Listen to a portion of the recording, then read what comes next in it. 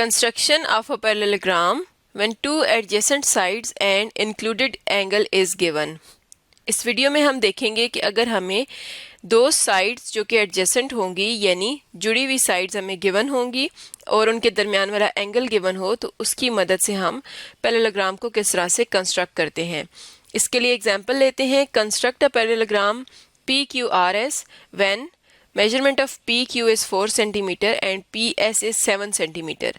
तो हमें दो साइड्स गिवन है, एक PQ जिसकी लेंथ है 4 सेंटीमीटर और एक PS जिसकी लेंथ है 7 centimetre and included angle is angle P which is equal to 60 degree और एंगल P हमें गिवन है 60 डिग्रीज। तो इस इंफॉर्मेशन की मदद से अब हमने पैरेललोग्राम को कंस्ट्रक्ट करना है। तो कंस्ट्रक्शन स्टार्ट करते हैं। सबसे पहले हम एक लाइन सेगमेंट को यहाँ पर ड्रॉ कर लेते हैं। तो हम PQ को ड्रॉ कर लेंगे, हम एक स्केल लेंगे और यहाँ पर इस स्केल की मदद से 4 सेंटीमीटर का लाइन सेगमेंट ड्रॉ करेंगे। तो 0 से 4 तक हमने एक लाइन सेगमेंट ड्रॉ किया है और इसको नाम देते हैं PQ और इसकी लेंथ है 4 सेंटीमीटर। अब जैसा कि हमें दूसरी साइड की लेंथ दी गई है 7 सेंटीमीटर यानी P से S तक जो लाइन जाएगी वो 7 सेंटीमीटर है, लेकिन वो किस एंगल पर जाएगी? एंगल हमें दिया गया है 60 डिग्रीज। तो पहले हमने 60 डिग्री का एंगल कंस्ट्रक्ट करना है। इसके लिए हम एक कंपास लेंगे, इसका नीडल पॉइंट रखेंगे पॉइंट P पर क्योंकि हमने P पर एंगल ड्रॉ करना है। तो यहाँ पर हम एक आर्क ड्रॉ करते हैं इस तरह से। अब इस आर्क ने जिस पॉइंट पर PQ को कट किया, इस पॉइंट पर अब हम कंपास को रखेंगे, उतना ही खोले रखना है जितना पहले खोला था। और अब हम एक छोटी आर्क की मदद से पहले वाली आर्क को कट करेंगे। तो ये जिस आर्क को जिस पॉइंट पर कट करती है यहाँ पर हमें 60 डिग्री का एंगल मिलता है। तो अब हम इस पॉइंट को P से मिलाते हुए एक रे ड्रॉ करेंगे। तो इस तरह से हम स्केल रखेंगे और P को इस पॉइंट से मिलाते हुए हम एक रे ड्रॉ कर लेते हैं और इस रे को नाम दे देते हैं PX का। तो ये एंगल हमारे पास आ गया 60 डिग्रीज का। ये दोनों पॉइंट्स हम लिख लेते हैं। Draw a line segment PQ equals to 4 centimetre यानी पहले हमने PQ ड्रॉ किया जिसकी लेंथ थी 4 सेंटीमीटर।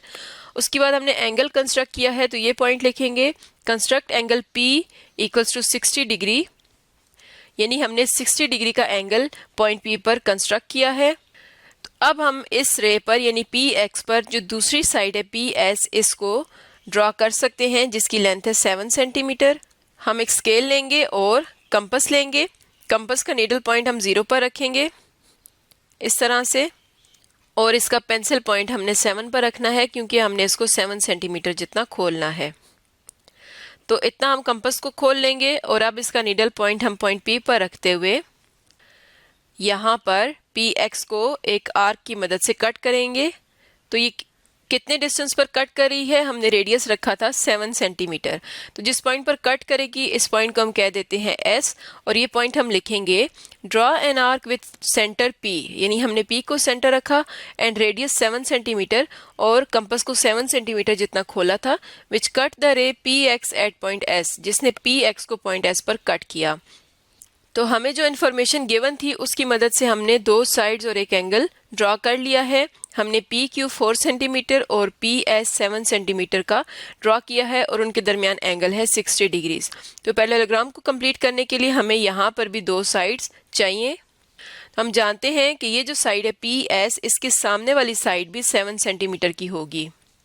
तो अब हम कंपास लेंगे, उसको 7 सेंटीमीटर जितना ही खोलेंगे और इसका अब सेंटर रखेंगे Q को और एक आर्क यहाँ पर ड्रॉ करेंगे इस तरह से और ये स्टेप लिख लेते हैं। Draw an arc with centre Q and radius 7 centimetre above point Q यानी कि पॉइंट Q के ऊपर हमने 7 सेंटीमीटर का रेडियस रखते हुए एक आर्क ड्रॉ की और जैसा कि PQ की लेंथ थी 4 सेंटीमीटर तो यहाँ से S से लेकर ये जो नेक्स्ट पॉइंट आएगा इसकी लेंथ भी होगी 4 सेंटीमीटर। तो अब हम स्केल लेंगे और कंपास को 4 सेंटीमीटर जितना खोल लेंगे। तो हम कंपास का नीडल पॉइंट रखते हैं 0 के ऊपर और पेंसिल वाला पॉइंट रखेंगे 4 के ऊपर और इसको 4 सेंटीमीटर जितना खोलकर अब हम इसका नीडल पॉइंट रखते हैं S और एक आर्क की मदद से पहले वाली आर्क को कट करेंगे। जिस पॉइंट पर ये दोनों आर्क्स एक दूसरे को कट करती हैं इस पॉइंट को हम कह देंगे R। ये स्टेप लिख लेते हैं। Draw an arc with centre S and radius 4 centimetre which cut the arc drawn from point Q at R, यानी कि हमने S को सेंटर रखा और रेडियस 4 रखा। 4 इसलिए रखा कि इसके सामने वाली साइड PQ का जो लेंथ थी वो भी 4 सेंटीमीटर थी, और इसने जो आर्क हमने Q से ड्रॉ की थी उस आर्क को पॉइंट R पर कट किया है। अब इसके बाद हम पॉइंट R को S और Q से ज्वाइन कर देंगे। तो हम स्केल रखते हैं, इस तरह से हम पॉइंट S और R को ज्वाइन कर देंगे और R को Q से ज्वाइन कर देंगे।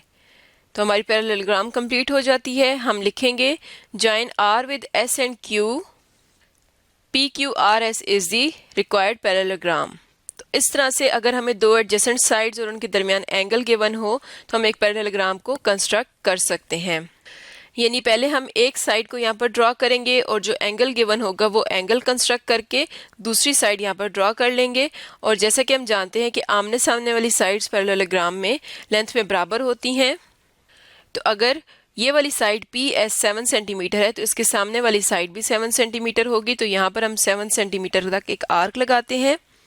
इसी तरह अगर PQ 4 सेंटीमीटर है तो S से यहाँ पर जो पॉइंट होगा वो भी 4 सेंटीमीटर के फासले पर होगा। तो हम एक आर्क लगाएंगे 4 सेंटीमीटर रेडियस की, जो यहाँ पर एक पॉइंट हमें दे देगी R। तो इस तरह से हमारे पास एक पैरेललोग्राम आ जाती है। आज का हमारा टॉपिक था construction of a parallelogram when two adjacent sides and included angle is given।